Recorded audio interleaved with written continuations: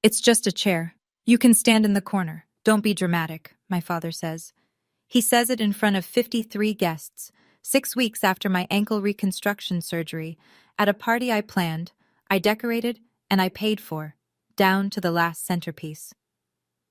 I'm standing there in a walking boot and a navy dress I picked out 3 days ago, leaning on a single crutch, watching a woman I've never met settle into my seat. She's been dating my brother for 2 weeks. What my parents don't know is that I discovered something about my bank account 3 days earlier, something that makes just a chair the least of their problems. By the end of this night, it won't be me standing in the corner anymore. Before I go on, please take a moment to like and subscribe, but only if you genuinely connect with this story. Drop your location and local time in the comments. I love knowing where you all are listening from. My name is Ondine. I'm 34 and I'm an event planner in Ridgemont, Pennsylvania. Now let me take you back 6 weeks before that party. To the afternoon, everything started to crack. The floor at the Hargrove Estate venue is wet from overnight rain. I'm there to measure the tent footprint for a June wedding, my biggest contract of the year. I take one step down the stone stairs near the garden terrace, and my left foot slides out from under me like someone pulled a rug. I hear the snap before I feel it. Then I feel it. Compound fracture, left ankle. The orthopedic surgeon uses the phrase reconstructive repair 3 times during the consultation, and each time, the number attached gets larger. Surgery, 8 weeks non-weight bearing, 3 to 6 months of physical therapy. My career depends on being on my feet 10, 12 hours a day, walking venues, directing setups, sprinting across ballrooms when the florist delivers the wrong shade of white. I call my mother from the recovery room. My voice is still thick from anesthesia. I tell her what happened. Maureen Finch listens for about 12 seconds. "So you can still organize our anniversary party, right?" she says. "It's in 6 weeks. Not, 'Are you okay?' Not, 'Do you need anything?' Not even, 'That sounds painful.' Just the party, their 40th. "Yeah, Mom," I say. "I can still do the party." "Good, because your father's been looking forward to it." She hangs up. I stare at the ceiling tiles, still groggy, still numb from the waist down. The nurse comes in to check my IV. Rachel Voss, my colleague, my closest friend, is the only person sitting in the visitor's chair. She drove me to the hospital. She's the one who called my insurance company. No one from my family comes. Not that afternoon, not the next day, not once during the entire recovery. Rachel brings me soup on day 3. My mother sends a text on day 5. "Don't forget, the caterer needs a final head count by the 20th. Here's the thing about being the responsible child. Nobody ever asks how you became responsible. They just expect it. Like gravity. Like weather. 3 years ago, my parents were 3 months behind on their condo rent. Gerald, my father, had just been laid off from the paper mill outside Ridgemont. Maureen has never worked a paying job in her life. The landlord filed eviction papers on a Tuesday. By Friday, I'd bought the condo. Cash from my savings. $87,000. I put my name on the deed, set up a lease at $400 a month. Market rate is $1,400. I also opened a joint savings account, mine and Gerald's name, so they could access funds in a genuine emergency. I seeded it with $22,000. My physical therapy reserve, my safety net. In 3 years, my parents have paid rent on time exactly 0 months out of 36. Every emergency withdrawal has gone to the same place, my brother Brent. Brent's car repair. Brent's speeding ticket. Brent's bail after his second DUI. Last month, Maureen called asking for $3,200. "The water heater's shot," she said. "We'll freeze." I transferred it within the hour. 2 weeks later, Gerald mentions in passing that the water heater's been running fine all winter. Where did that $3,200 go, I start to wonder, but I'm in a walking boot, planning a party from my couch with my ankle elevated on 3 pillows, and honestly, I don't have the bandwidth to chase it. Not yet. I ask Rachel to look at the account statements when she has a minute. She's an accountant. She's thorough. "Sure," she says. "But Ondine, promise me you'll actually look at what I find." At that point, I don't know how much they've already taken. The real number won't surface until 3 days before the party. Let me tell you about Brent. My brother is 38 years old. He has never held a job longer than 6 months. He's been fired from a warehouse, a car wash, a landscaping crew, and a restaurant where he lasted 11 days before the manager caught him pocketing tips from a coworker. He's had 2 DUIs. He owes money to at least 3 people I know about, probably more I don't. He plays online poker the way some people breathe, constantly and without thinking.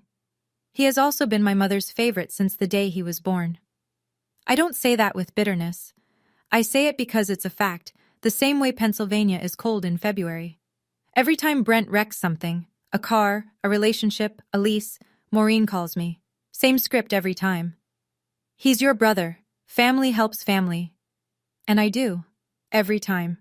Because the alternative is listening to her cry on the phone for 45 minutes about how nobody cares about this family except me. Meanwhile, I built a business from nothing. I plan weddings, corporate events, fundraisers. I have a client list. I have a reputation. When the Rotary Club needed a gala coordinator last year, they called me. When I told my mother about the Rotary contract, $15,000, my biggest single booking, she said, "That's nice. Can you send Brent 200? He's short on groceries." I sent 200 that night. I never brought up the Rotary Gala again.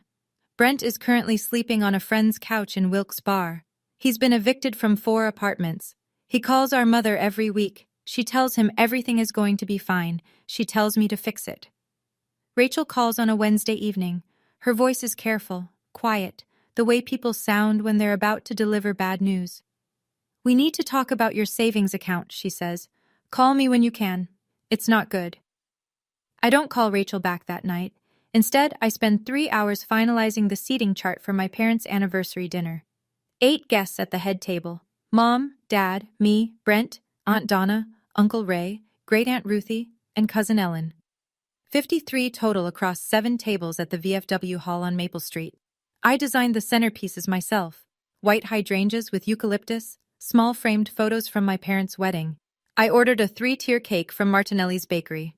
I booked the caterer, chose the menu, chicken piccata or prime rib, garden salad, roasted potatoes. I printed the invitations on cream linen cardstock. Total cost, $6,500, all mine. My parents haven't contributed a single cent. Every day Maureen calls with a new demand. Never a question about my ankle, never a "how are you healing?" Just instructions. Change the font on the place cards. Add the Lombardis. Your father just remembered them. I don't want salmon. Switch it to prime rib. I make every change. I tell myself this is the last big thing I'll do for them. The final gesture. After the party, I'll step back, set limits, start fresh. I practice walking in the boot around my apartment. Left foot, crutch, right foot. The physical therapist told me the reconstruction is solid, but I need to stay off it as much as possible for another 2 weeks. I plan to sit through the entire dinner. That's the whole reason I put myself at the head table, so I wouldn't need to move. On Thursday morning, I finally call Rachel. She doesn't ease into it. "They've withdrawn $18,000 from your joint account, Ondine.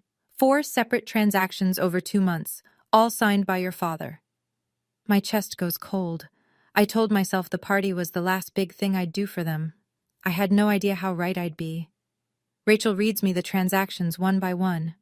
I sit on the edge of my bed with the phone on speaker, staring at my walking boot like it's the only real thing left in the room. March 2nd, $4,800. March 14th, $4,200. March 29th, $5,000. April 8th, $4,000. $18,000 total. That was my physical therapy fund, Rachel. I know. That account was for emergencies. I put Gerald on it in case something happened to me, a car accident, a hospital stay.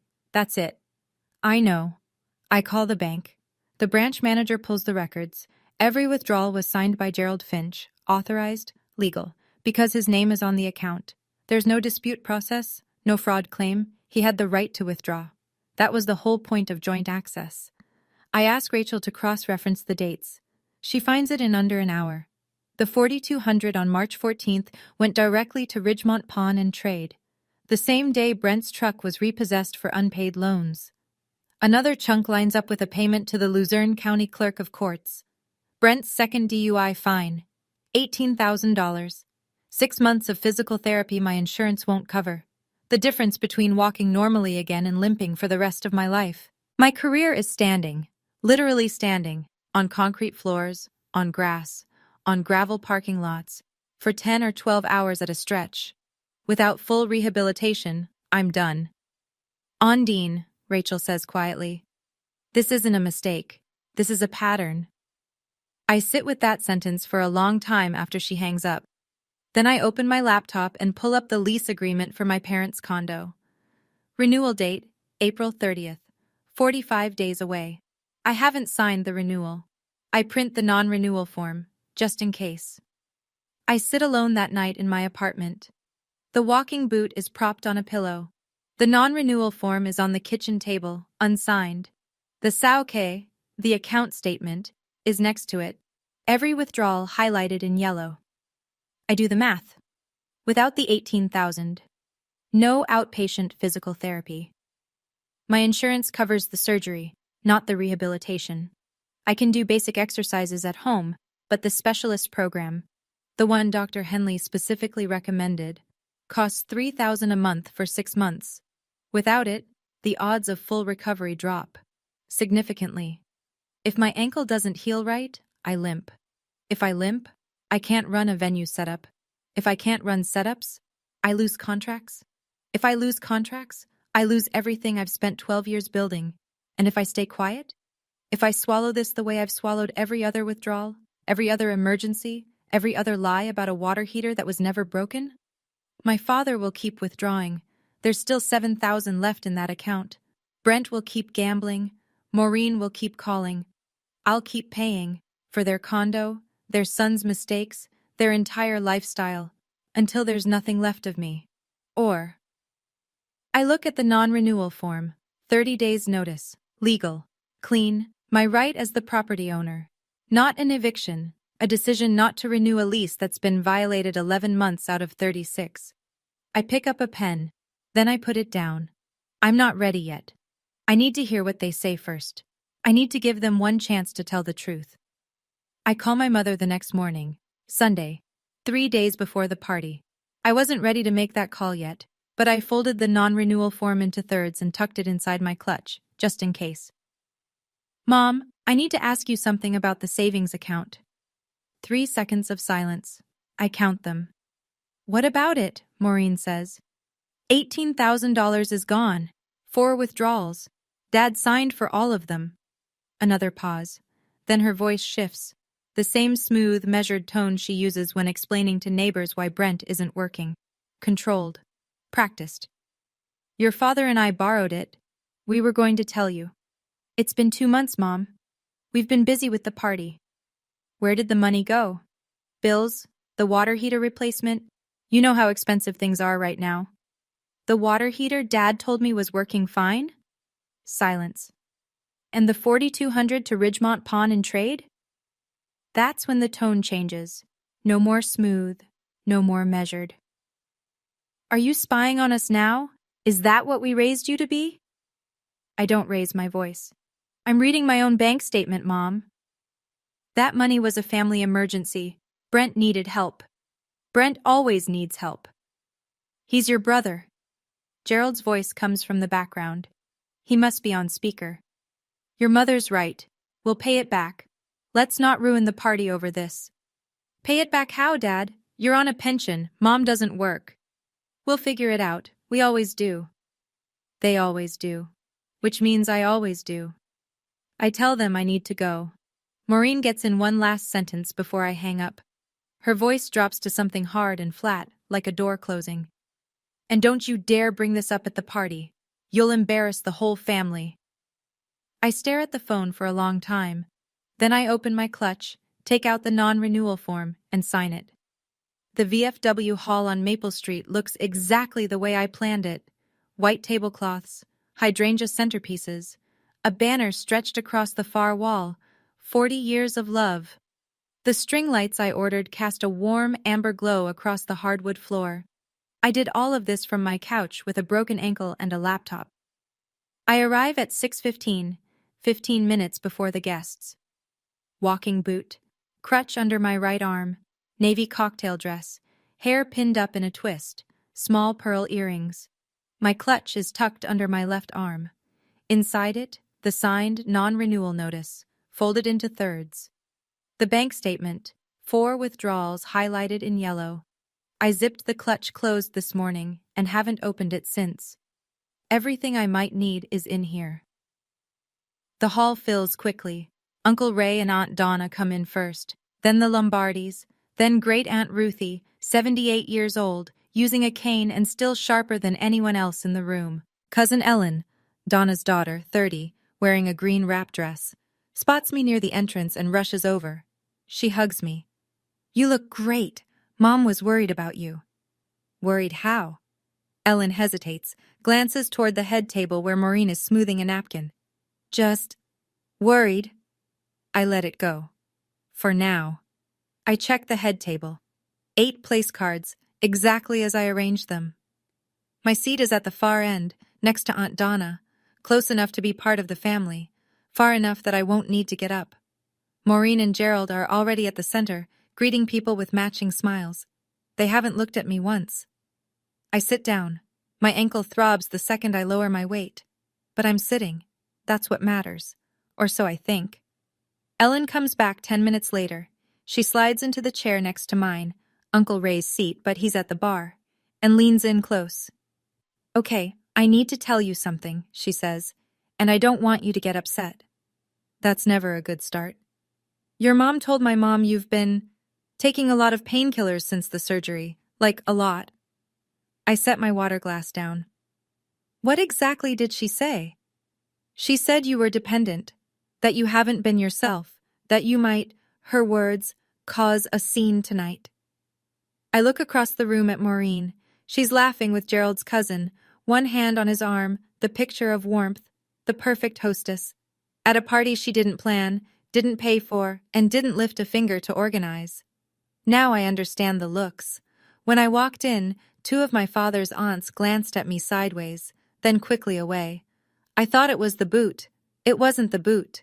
Maureen built a story before I even arrived. If I say anything tonight about the money, about the account, about any of it, the narrative is already set. Ondine's on pills. Ondine's unstable. Poor Maureen, dealing with such a difficult daughter. She didn't just take my money. She took my credibility. Before I even walked through the door. I look at Ellen. "I stopped taking painkillers 2 weeks after surgery. I'm on over-the-counter ibuprofen. That's it." "I believe you," Ellen says. "I just thought you should know." "Thank you." She squeezes my hand and goes back to her seat. Aunt Donna settles in beside me, her reading glasses perched on her nose. She pats my arm without a word. I touch the clutch in my lap. The zipper is still closed, but something inside me has opened. Brent arrives 40 minutes late. He walks in wearing a wrinkled dress shirt, top button undone, no tie. Behind him is a woman I've never seen. Blonde, late 20s, floral sundress, clearly uncomfortable in a room full of strangers. She's holding his arm like she might bolt. Maureen rises from the head table like she's greeting a returning soldier. "Oh, Brent, you brought someone! How wonderful!" She hugs him. She hugs the woman. She beams. "Everyone, this is Tiffany, Brent's girlfriend." Tiffany gives a small wave. A few people smile politely. Great-Aunt Ruthie squints at her, then at Brent, then back at Tiffany, like she's working out a math problem. The problem is simple. Head table, 8 chairs, 8 people already seated. No room for a 9th. Maureen does the math faster than anyone. She turns to me. That smile, the one she saves for when she's about to ask me to shrink. "Honey, can you let Tiffany sit here? She's our guest." "Mom, I just had surgery. I can't stand for 3 hours." Her smile doesn't waver. "There are chairs by the wall. You can sit over there." Over there is 15 feet away. A folding chair against the cinder block wall, alone. Away from the head table, away from the family, away from the dinner I paid for. "Mom, I organized this entire event. I'm sitting at this table." Maureen's jaw tightens. She leans in, drops her voice, but not far enough. Half the table can hear. "Don't make this difficult. She's a guest. Your family." As if family means I should always be the one who moves. I look past her at Gerald. He's watching, fork in hand, not moving. I wait for my father to say something. Gerald sets his fork down. He dabs the corner of his mouth with a napkin. Then he stands, slowly, the way he does when he wants the room to know he's about to handle something. Ondine, he says, not quietly. It's just a chair. You can stand in the corner. Don't be dramatic. The room goes still. I can hear the clink of ice in someone's glass 3 tables away. The caterer pauses mid-stride near the kitchen door. 53 people and nobody is chewing. Brent leans against the wall behind Tiffany's new chair. He shrugs. Yeah, it's not that deep. Tiffany looks down at the tablecloth. She can feel the weight of something she doesn't understand yet. From the far end of the table, Great Aunt Ruthie speaks. Her voice carries the way it always has, clear and unapologetic. That girl just had surgery, Gerald. What's the matter with you? Gerald doesn't look at her. He looks at me, waiting.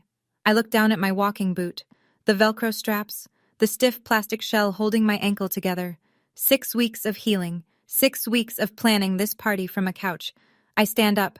It takes effort. The crutch catches on the chair leg. My ankle screams as my weight shifts.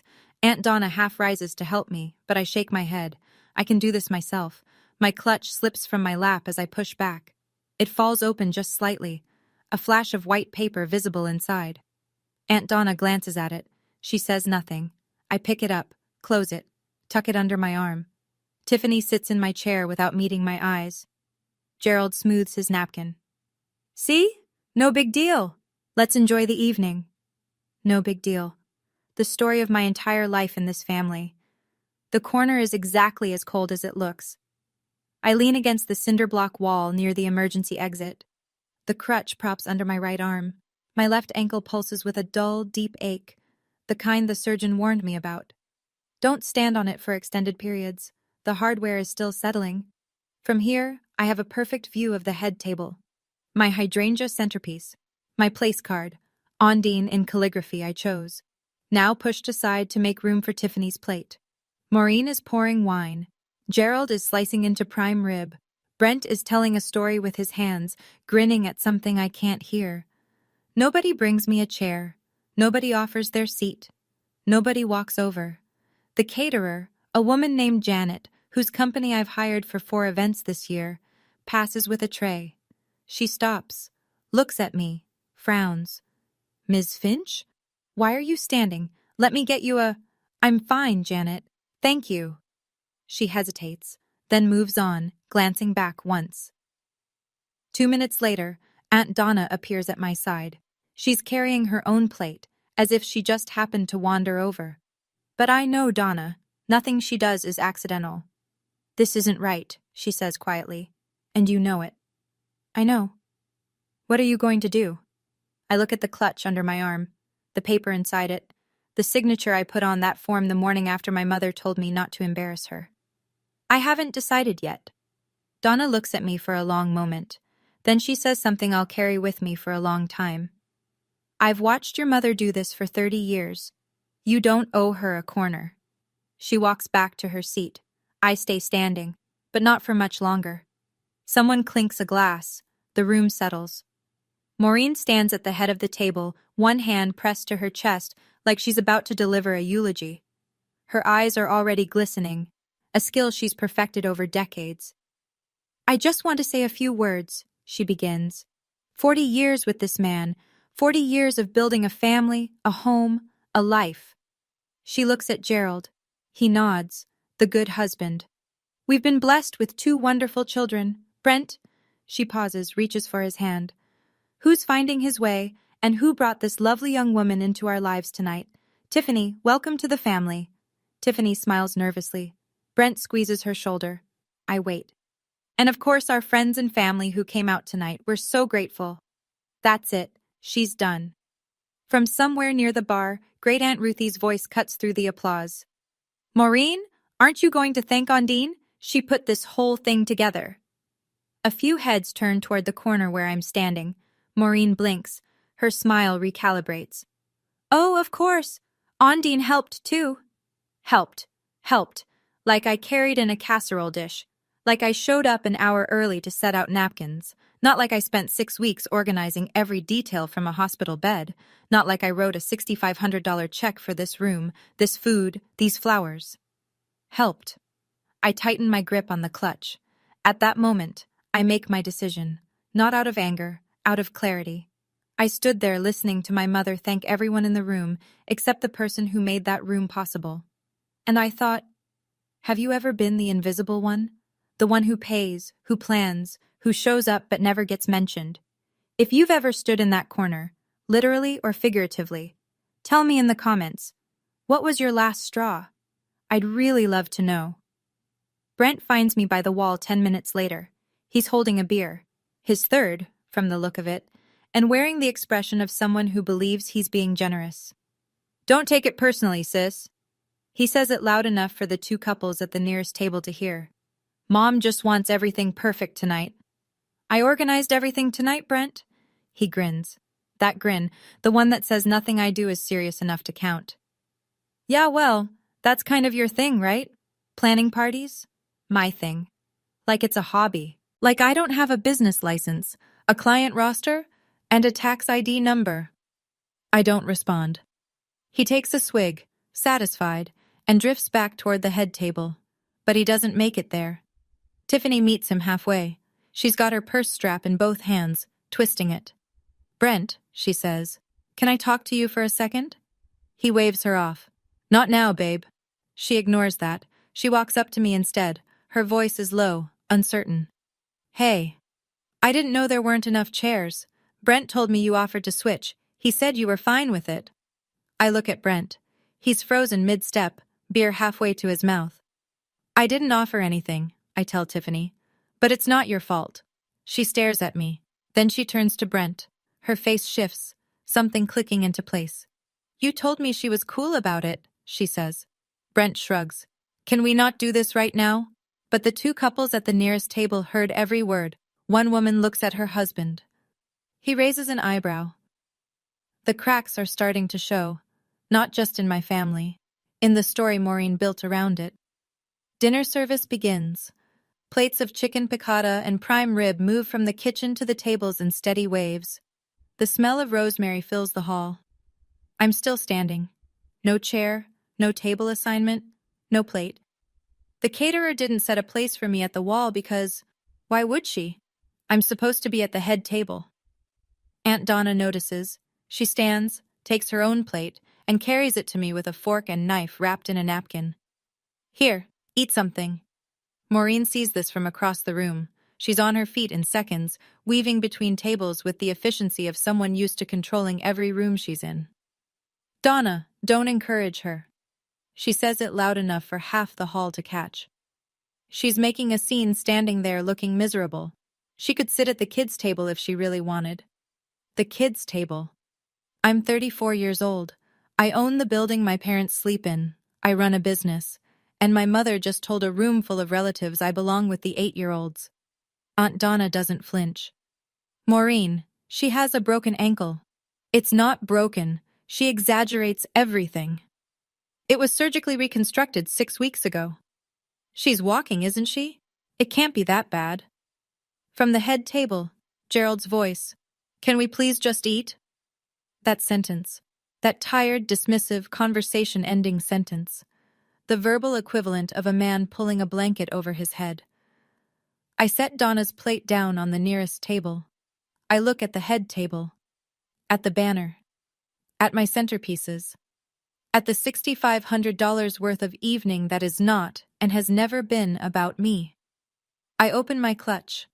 And for the first time tonight, I reach inside. My fingers touch the edge of the paper, folded in thirds, crisp. The bank statement is beneath it, clipped to a second copy. I don't pull them out yet. I stand there, clutch open, and I look around the room one last time. The centerpieces I picked out at 6 a.m, one-handed, scrolling through a wholesale site with my ankle throbbing. The tablecloths I chose. White, not ivory, because Maureen changed her mind 3 times. The string lights I called 4 vendors to find because the first 3 were out of stock. $6,500. And she said I helped. I look at the head table. My mother's wine glass, half empty. My father's clean plate. Brent's third beer. Tiffany sitting in my seat, her napkin barely touched, looking like she wants to disappear. I think about the joint account. The empty line where $18,000 used to be. I think about Dr. Henley's face when he explained the rehab program. Serious. Precise. This is the difference between full recovery and permanent limitation, Ondine. I think about my ankle, about my career, about every morning I'll wake up and feel the damage my parents funded with my own money so their son could gamble and drive drunk. If I sit back down, wherever they put me, in whatever corner they assign, I will sign that renewal in 45 days. And nothing will change. Not ever. I pull the papers from the clutch. Folded. Not yet open. I step toward the head table. The crutch taps the hardwood floor. Once, twice, 3 times. Aunt Donna watches me go. She doesn't stop me. I didn't plan a speech. I didn't rehearse. I just know that if I sit back down in their corner, I'll never stand up for myself again. The crutch makes a sound like a metronome on the old hardwood. Tap, tap, tap. A few guests near the center aisle stop eating. Forks hover. Heads turn. I pass the Lombardi's table. Mrs. Lombardi nudges her husband. He sets down his wineglass. I pass Great Aunt Ruthie. She watches me with eyes that have seen 60 years of Finch family nonsense and looks like she's been waiting for this exact walk. I stop behind Gerald's chair, close enough to see the embroidered monogram on his shirt pocket, the shirt I bought him last Christmas. Maureen looks up. Her face cycles through 3 emotions in under a second. Surprise, annoyance, fear. Ondine. Her voice is a whisper that wants to be a command. Sit down. Not here. I've been standing for an hour, Mom. On a reconstructed ankle. I think I've earned the right to say something. Gerald turns in his chair. Ondine, this is not the time. When is the time, Dad? He blinks. Because I called 3 days ago and you told me to drop it. I said we'd talk after the party. No. You said, and I'll quote you, don't ruin your mother's night. The same night you're wearing a suit I bought you, eating food I paid for, at a party I organized. The hall is silent now. Not the comfortable silence of a pause between toasts. The heavy, electric silence of 53 people who all just realize something is about to happen. I place the folded papers on the table, between Gerald's water glass and Maureen's wine. The white rectangle sits there like a held breath. I'm not here to ruin your party, I say. I'm here to stop ruining myself. Nobody moves. Nobody speaks. I unfold the first page. Mom. Dad. I keep my voice level, conversational, like I'm confirming a catering order. The condo you live in, who owns it? Gerald's mouth opens, closes. What does that have to do with who owns it? Silence. Maureen's fingers tighten around her wine glass stem. From 2 seats down, Great Aunt Ruthie speaks first. I thought you 2 owned it. They don't. I look at Ruthie when I say it, then back to the table. I bought it 3 years ago, when they were 3 months behind on rent and facing eviction. I own the property. They pay me $400 a month. Market rate is $1,400. The whispers start immediately. Low, scattered, like wind through dry leaves. Uncle Ray leans forward in his chair. Cousin Ellen's eyes go wide. A woman I barely recognize at table 6 turns to her husband and mouths something. Maureen's hand lifts from the table. Ondine, you're making this sound worse than... I'm stating facts, Mom. I tap the paper on the table. This is a 30-day non-renewal notice. Your lease expires April 30th. I'm choosing not to renew it. Gerald picks up the paper. His face drains. Not red, not angry, white. The color of a man who just realized the floor beneath him belongs to someone else and always has. You can't do this, Maureen says. Her voice cracks on the last word. That's our home. It's my property. You've been late on rent 11 out of 36 months. That's a lease violation. Gerald sets the paper down. His hand is shaking. I haven't raised my voice once. I don't plan to. The facts are loud enough on their own. But I'm not done. There's something else, I say. And I reach for the second document. The bank statement is a single page, 4 lines highlighted in yellow. I place it flat on the table so Gerald and Maureen can both see it, and I don't whisper. 6 weeks ago, I had ankle reconstruction surgery. The $18,000 I saved for physical therapy was in a joint account for emergencies. Dad withdrew every penny, 4 transactions, 2 months. The room holds its breath. Gerald stares at the yellow highlights. He doesn't touch the paper. We were going to pay it back. Where did it go, Dad? Nothing. I turn to Brent. He's leaned back in his chair, arms crossed, jaw tight. For the first time tonight, he's not grinning. It went to Brent's gambling debts, I say, and his DUI fines, and a pawn shop on Route 9. Brent's chair scrapes the floor as he stands. You don't know what you're talking about. 4,200 to Ridgemont Pawn and Trade. March 14th, the day your truck got repossessed. He sits back down, slow, like the air went out of him. The whispers in the hall are louder now. Not whispers anymore, low voices, sharp intakes of breath, a chair creaking as someone leans forward. At table 4, a woman covers her mouth with her hand. Uncle Ray is staring at Gerald with an expression I've never seen on his face before. Tiffany looks at Brent, then at me, then back at Brent. Something in her face changes. Not anger, recognition, the slow understanding of someone who's starting to see the shape of a lie she's standing inside. From the end of the head table, Aunt Donna rises to her feet. Her voice carries across the silent room. Maureen, is this true? You took her surgery money? Maureen stands up. The tears come instantly, the way they always do, on cue, perfectly timed. She presses a napkin to her face and draws a shuddering breath. This is exactly what I was afraid of, she says. Her voice trembles. Ondine has been under a lot of stress. The painkillers after her surgery, she hasn't been herself. I let the sentence land, let the room absorb it. Then I respond. I'm not on painkillers, Mom. I stopped taking them 2 weeks after surgery, ibuprofen only. Dr. Henley can confirm. Maureen shakes her head, tears streaming. You're confused, sweetheart. You don't even realize... Wait, Cousin Ellen is standing now. Her green wrap dress catches the light as she steps out from behind her chair. Aunt Maureen, you told my mom that Ondine was addicted to pills. Those were your words. You said she was out of control. A ripple moves through the hall. A low, what? From somewhere near table 3. Great Aunt Ruthie sets down her cane with a deliberate click. Maureen pivots. I never said addicted. I said dependent. There's a difference. No, Maureen. Aunt Donna's voice is flat, steady, the voice of an older sister who has had enough. You told me she was out of control. You said it on the phone last Tuesday. I wrote it down because I didn't believe you. Now I know why. The napkin drops from Maureen's hand. Her face, still wet, flushes red, not from crying, but from the recognition that her safety net, the story she wove to protect herself, just unraveled in front of everyone she was trying to impress. You're all taking her side? Her voice pitches upward. After everything I've done for this family? Nobody answers.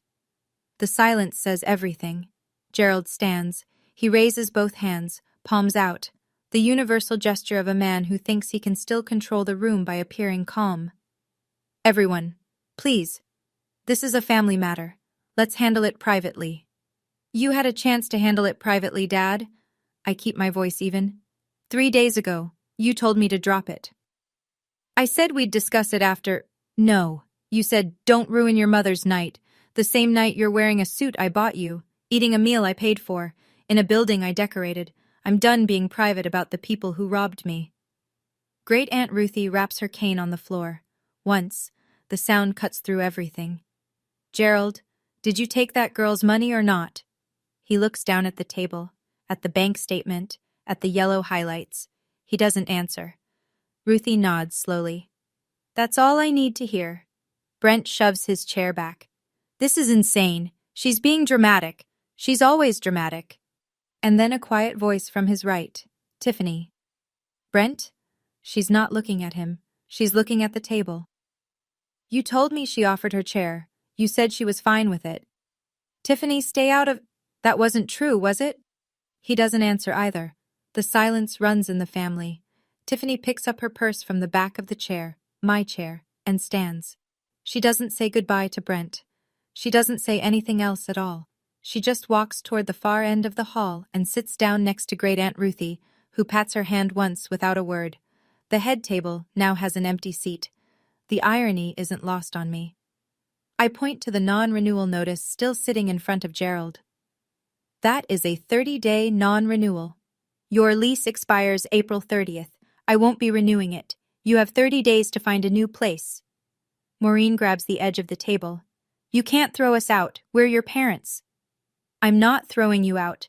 I'm declining to renew a lease that's been violated. Chronically late rent, unauthorized access to my finances, and $18,000 withdrawn without my knowledge or consent. Where are we supposed to go? Gerald asks. His voice has gone small. Smaller than I've ever heard it. That's not my problem anymore, Dad. I've been solving your problems for 10 years. I'm done. The words come out clean. No tremor, no tears. Not because I'm not hurting. I am. But the hurt isn't new. It's 10 years old. I've just been carrying it quietly until tonight. One more thing, I say. I called the bank this morning. Gerald, your name has been removed from the joint account. Any further withdrawals will require my authorization only. Gerald looks at Maureen. Maureen looks at the room. The room looks at me. I pick up the bank statement and the non-renewal notice, fold them, place them back in the clutch. I paid for this party. The venue, the catering, the flowers, the cake. I paid for your condo. I paid for Brent's fines and Brent's debts and Brent's mistakes. The only thing I'm not paying for anymore is my own silence. I snap the clutch shut. The sound is small, a tiny metallic click. But in a room this quiet, it sounds like a door closing. And maybe it is. Aunt Donna is the first to stand. She's been sitting with the patience of someone who has waited a very long time for this moment. I'm ashamed I didn't say something sooner. She looks directly at Maureen. You've been using this girl since she was 24 years old, and I watched. That's on me. Great Aunt Ruthie raises her cane an inch off the floor and lets it fall, her version of a gavel. Gerald, I'm calling your brother Harold tomorrow. He needs to know exactly what you've done with that money. Brent pushes away from the table. He doesn't speak. He grabs his jacket from the back of his chair and heads for the exit, not looking at anyone. Tiffany does not follow. She stays in her seat next to Ruthie, hands in her lap, very still. Maureen is crying now. Not the strategic tears from earlier. These are real, ragged, the sound of someone whose script has been torn in half. You're destroying this family, Ondine. I look at her.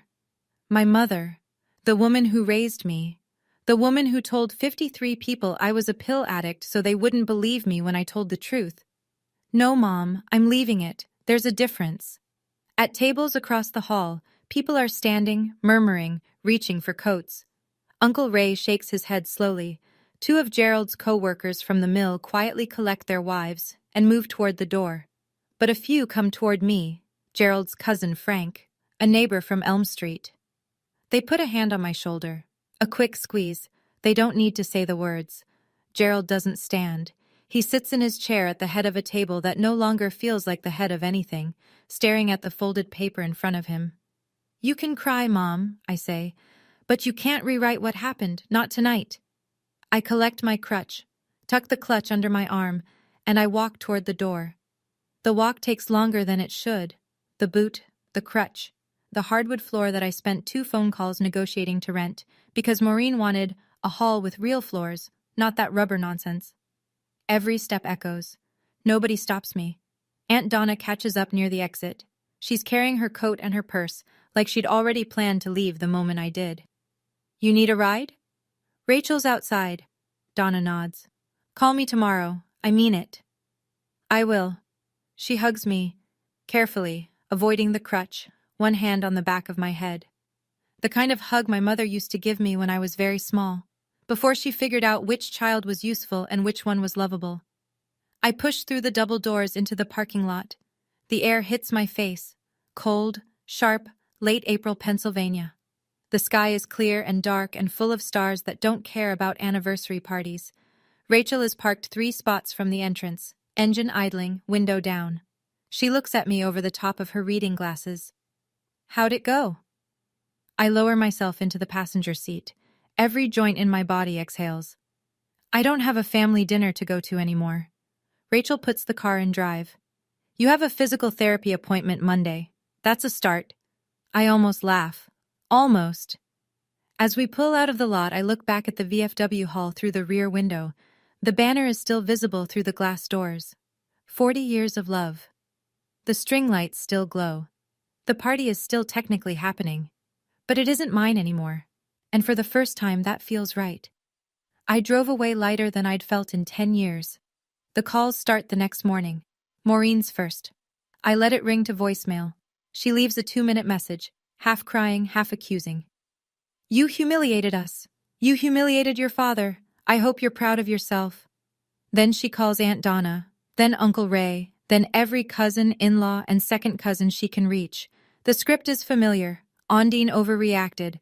Ondine is unstable. Ondine needs help. It doesn't work. Too many people were in that room. Too many of them saw me standing on a broken ankle while a stranger sat in my chair. Too many of them heard Gerald say, "It's just a chair," and watched Maureen call me a pill addict when the bank statement was on the table. You can't rewrite a story 53 people watched happen. Aunt Donna calls me at noon. Your mother called me crying. I told her the same thing I'm telling you. She brought this on herself. Cousin Ellen texts. I'm sorry I didn't say more. I should have. Love you. Great Aunt Ruthie, who uses Facebook the way she uses a cane, with precision and force, posts in the family group that evening. What I saw last night broke my heart. Not because of what Ondine did, because of what was done to her. That girl deserved better from her parents. Shame on whoever disagrees. 14 reactions within an hour. All hearts. Gerald sends me one text on Monday. Can we talk? I don't respond. Not yet. I'm not punishing him. I'm just not ready. There's a difference. By Tuesday, the count stands at 4 family members who've reached out to support me directly. 2 who've told Maureen they need space. 1 who uninvited her from a May baptism. The corner is empty now, and I'm not the one standing in it. The practical math is brutal and simple. Gerald's pension from the mill pays $1,900 a month. Maureen has no income. At $400 a month, my condo was a lifeline they never acknowledged. At market rate, $1,400, they can't afford it. And I'm not renewing the lease regardless. By mid-May, they find a 1-bedroom apartment in Dunmore, 20 minutes farther from town. It's smaller, older. The hallway smells like carpet cleaner. Gerald carries boxes in silence. Maureen, I'm told, cries through the entire move. I'm not there for it. I'm not invited, and I don't ask. Brent disappears for 2 weeks after the party. His phone goes straight to voicemail. Tiffany, I learned from Ellen, broke up with him the following morning. She said she couldn't trust a single thing he told her, Ellen reports. Smart girl. No one in the family offers Brent money anymore. Not because they all suddenly hate him, but because now they know where the money goes. Awareness is a powerful disinfectant. 3 weeks after the party, Gerald calls. Not a text this time. A call. His voice is low, stripped of the authority he wore like that monogrammed shirt. I made a mistake, Ondine. I know, Dad. I should have told you. I should have asked. You should have. But a mistake is once. This was a system. Long pause. I hear him breathing. What do you need from me? He asks. $18,000. I'll accept a payment plan. $300 a month from your pension. It'll take 5 years. Okay. And Dad? Don't ever sign your name to my accounts again. Okay. It's not forgiveness. It's not reconciliation. It's a starting line. The first honest transaction between us in a decade. I'll take it. The physical therapy clinic on Grant Street has fluorescent lights and a faint smell of rubbing alcohol. It's not glamorous. But when Dr. Henley reviews my intake and says, "We can start the full program next week," I nearly cry in the waiting room. I pay for the first month with what's left in my personal savings, plus the first installment from Gerald. $300, deposited on time. I check twice. My ankle responds to therapy the way soil responds to rain, slowly, then all at once. By week 3, I'm bearing partial weight without the boot. By week 6, The crutch becomes a cane. By week 8, the cane stays in the car. My business doesn't skip a beat. I land a corporate retreat contract the week after the party, then a graduation dinner, then a small wedding in Scranton. Clients don't know about my family. They know me as the woman who shows up early, stays late, and makes sure every napkin is folded the right way. Aunt Donna becomes the family I chose. She drives me to therapy on Tuesdays when my schedule is tight. Cousin Ellen stops by on weekends with coffee and terrible reality television. One afternoon, I find a letter in my mailbox, handwritten. Maureen's looping cursive on cream stationery. You broke our family, Ondine. I hope someday you understand what you did. I read it once. Fold it. Place it in the kitchen drawer with the old lease and the bank statement. I don't write back. My mom wrote that I broke the family. And honestly, part of me wondered, did I? Or did I just stop holding together something that was already broken? I think a lot of us carry that weight, the fear that setting a boundary means being the villain. Have you ever been told you were too much for simply protecting yourself? I'd really love to hear your story. Share it in the comments. I want to be honest about something. For 10 years, I told myself that giving was the same as loving. That if I just paid enough, helped enough, showed up enough, eventually they'd see me. Not as the planner, not as the fixer, not as the ATM, just as Ondine. It never happened, and the reason is simple. I wasn't buying love. I was buying permission to exist in my own family. And that's a price no one should ever have to pay. I don't tell you this to lecture. I tell you because I wish someone had told me, earlier, louder, that generosity without boundaries isn't generosity. It's a transaction where one person pays and the other takes, and the person paying always runs out first. My parents aren't monsters. I want to be clear about that. They're people who made choices, selfish, small, damaging choices, and built a system that worked for everyone except the person holding it up. Gerald chose silence because it was easier than honesty. Maureen chose Brent because admitting he failed meant admitting she failed. And I chose to keep writing checks because the alternative was standing in the silence and feeling the absence. But here's what I learned standing in that corner, leaning on a crutch in a room I paid for. The absence was already there. It had been there for years. I just couldn't feel it because I was too busy filling it with money. Setting a boundary isn't selfish. It's the first honest thing I ever did for myself. Not the cruelest. The most honest. I didn't walk away because I stopped loving them. I walked away because I started loving myself enough to stop standing in corners. And that was the beginning. 4 months later. My ankle is at 80%. I walked 2 miles yesterday without pain, the first time since the accident. I wore heels to a client meeting last Saturday. Low heels, but still. Heels. My physical therapist high-fived me, which is the medical equivalent of a standing ovation. The condo is rented. New tenant, a young couple, first home together. They pay $1,400 a month on the first of every month and have never once asked me to fund their brother's gambling habit. Gerald has made 3 payments, on time, each one deposited quietly, without commentary. We talk on the phone occasionally, short calls, 5 minutes, maybe 7. We don't discuss Maureen. We don't discuss Brent. We talk about the weather, the Phillies, and whether the diner on Main Street changed their coffee blend. It's not warm, but it's honest. And honest is more than I had before. Maureen hasn't reached out since the letter. I hear through Ellen that she's adjusting to the Dunmore apartment. That she tells people I went through a difficult time. Her version of history will always be different from mine. I've accepted that. Brent moved somewhere. Allentown, maybe. Nobody's sure. Nobody's asking. Last Sunday, I organized a birthday party. Aunt Donna's 59th. Small. 20 guests. Backyard barbecue. Paper plates. Christmas lights strung between 2 oak trees. And at the head of the table, right at the center, there was a chair with my name on it. Not a place card. Just Ellen, grinning, patting the seat. Saved you a spot. I sat down. First one seated, last one to leave. Nobody asked me to move. Nobody suggested I'd be more comfortable somewhere else. The first party I planned where I actually got to sit at the table. If you're standing in someone's corner right now because they told you that your comfort doesn't matter, that your pain isn't real enough, that your contribution isn't worth a seat at their table, I want you to hear this. The chair was never just a chair. It was a test. Every time they asked me to move, to shrink, to stand aside, they were testing whether I'd keep choosing them over myself. And for 10 years, I passed that test, every single time. The night I failed, it was the night I finally got it right. I'm not telling you to cut off your family. I'm not telling you to burn bridges or make scenes at anniversary parties. Every situation is different. Every family has its own gravity. But I'm telling you this: when your health, your finances, and your dignity are under attack, and the people attacking them are the ones who are supposed to protect you, a boundary isn't optional. It's survival. I don't carry anger anymore. I carry clarity. I know what I'm worth, and I know what I'm willing to pay. Those two numbers finally match. And for the record, my ankle is doing great. I wore heels last Saturday for the first time in 6 months.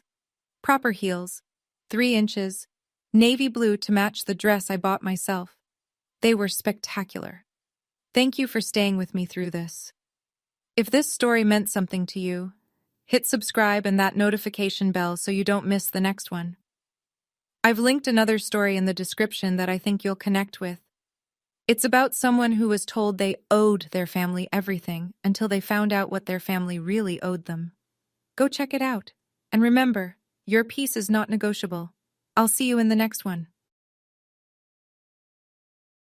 Annabelle, sweetie, this table is for family. Why don't you find yourself a spot at the bar? My mom said it with a smile, in front of 30 guests, at my grandmother's 80th birthday dinner. Everyone laughed. A few nodded along like it was perfectly reasonable.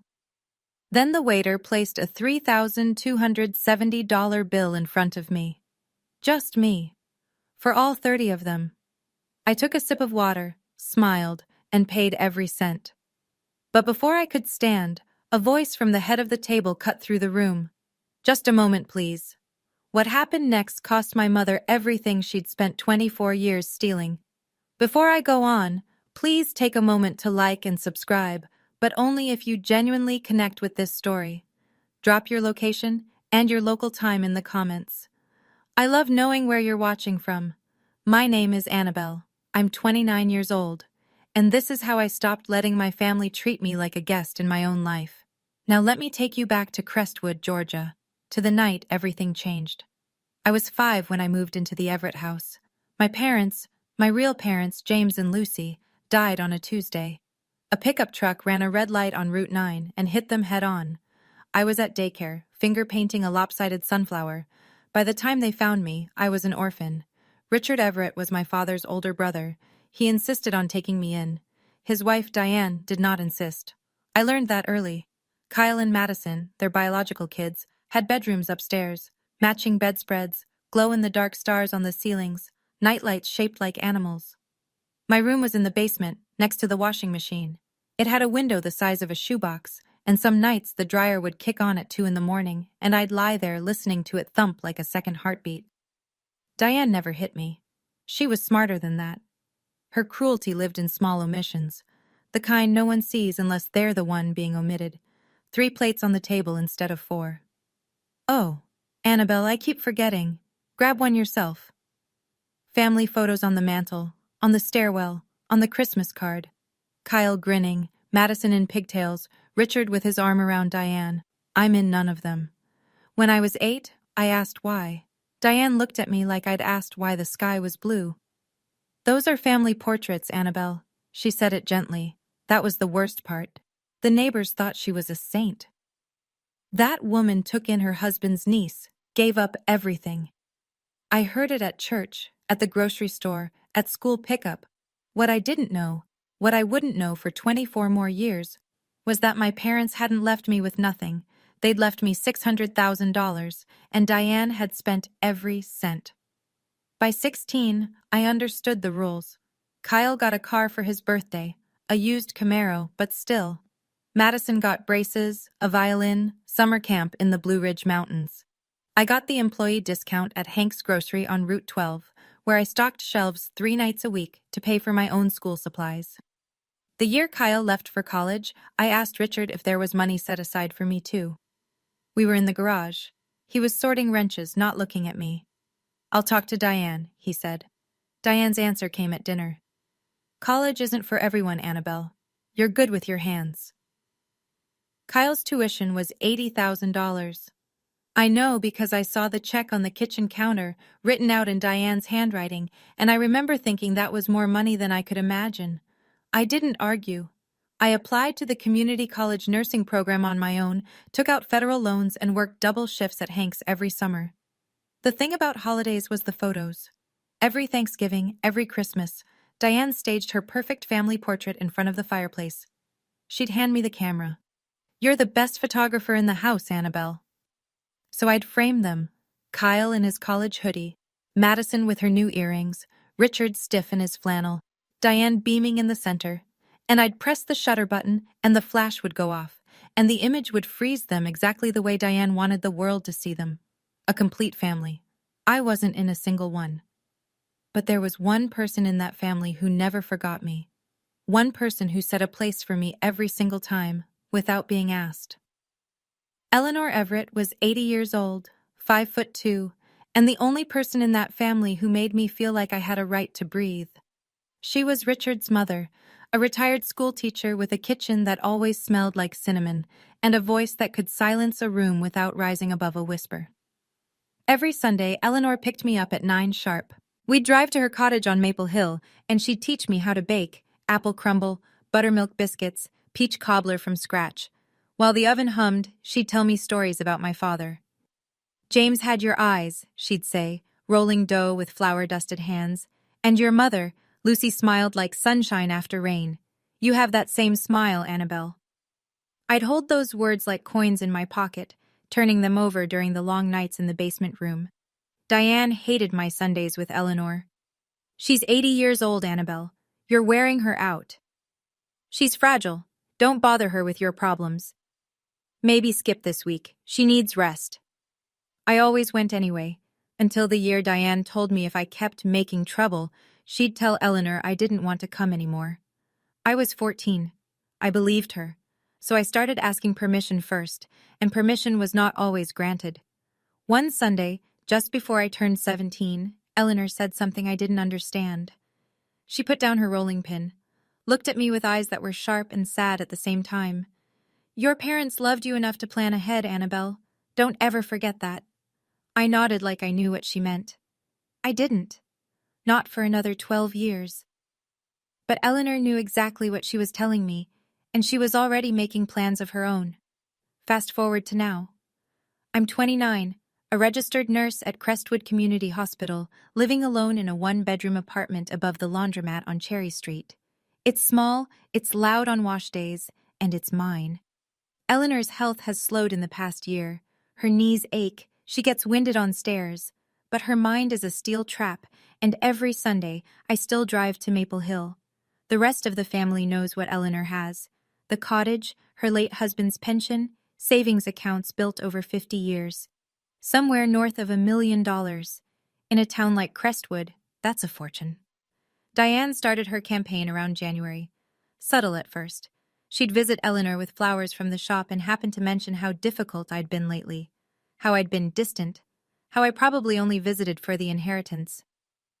Kyle backed her up at Easter brunch. "Grandma, you know Annabelle's not technically family. Legally, I mean." Madison posted Instagram stories. Selfies with Eleanor, captions reading, "Blood is thicker than water," with a heart emoji. She tagged everyone except me. Then came the phone call. A Thursday evening, late March. Richard's name on my screen. He hadn't called me in 4 months. "Annabelle." His voice sounded rehearsed, tired.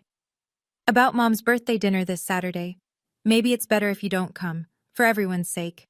I held the phone away from my ear, stared at the ceiling. "Whose sake, Richard?" He paused. "It'll just cause tension. You know how Diane gets." I did know. That was the problem. I told him I'd think about it. Hung up. I didn't know then that the phone call was part of something much bigger. A plan already weeks in motion. I called Eleanor the next morning. She picked up on the first ring, like she'd been waiting. "Grandma, Richard said maybe I shouldn't come Saturday." Silence. Then, "Did he say why?"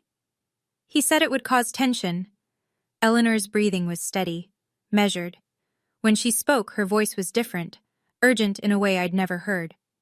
You have to come, Annabelle, no matter what. Promise me. I promise. And wear something nice, something that makes you feel strong. I almost laughed. Grandma, it's dinner. Promise me. I promise. She paused, and I heard the creak of her rocking chair. I love you, sweetheart. More than you know. She hung up before I could ask why her voice was shaking. That Saturday, I stood in front of my closet for 30 minutes. I didn't own much. Nurses don't need a lot of formal wear. But tucked in the back was a navy dress I'd bought for a friend's wedding 2 years ago. Simple. Fitted. The kind of dress that says I belong here without saying anything at all. I put on my mother's pearl earrings, the only thing of hers I had. Eleanor gave them to me on my 18th birthday. Lucy wore these the night she met your father, she told me. I wrapped Eleanor's gift, a hand-bound photo album I'd spent weeks making, filled with pictures of us baking together, printed from my phone. In the car, my hands were steady on the wheel. I knew Diane would try something. She always did at gatherings. A comment here, a seating arrangement there, a reminder of my place. But this was Eleanor's birthday. Maybe her last one. I wasn't going for Diane. I was going for the only person who never made me prove I belonged. The Magnolia Room sits on the corner of Main and Birch. White columns, magnolia trees flanking the entrance, the only restaurant in Crestwood that requires a reservation. For Eleanor's 80th, Diane had booked the entire main dining room. 30 guests, crystal glasses, white linen, a jazz quartet playing low in the corner. I arrived 10 minutes early, placed my gift on the table by the door. Diane saw me walk in. Her eyes tracked me across the room, but she didn't speak, just lifted her wine glass and turned back to a conversation with Uncle Harold. Eleanor sat at the head of the long table. She looked tired, thinner than last Sunday, her cardigan hanging loose on her shoulders. But when she saw me, her face changed. She reached out with both hands. There you are. I leaned down, kissed her cheek, and felt her grip tighten around my fingers, tight enough to hurt. Sit by me, she whispered. I pulled out the chair to her left. Then I noticed the man on her right. Silver hair, gray suit, leather briefcase tucked under his chair. I'd never seen him before. He gave me a polite nod but said nothing. Who's that? I asked Eleanor quietly. A friend, she said. You'll meet him later. Kyle arrived next, laughing too loud about something on his phone. He saw me, stopped mid-laugh. Oh, you actually came. Madison trailed behind, already angling her phone for a selfie with the chandelier. She positioned herself next to Eleanor, framing the shot carefully. I watched her adjust the angle 3 times, each time making sure I wasn't in it. Dinner started. Plates came out. Conversation hummed. Everything felt normal, but in this family, normal was just the overture before the storm.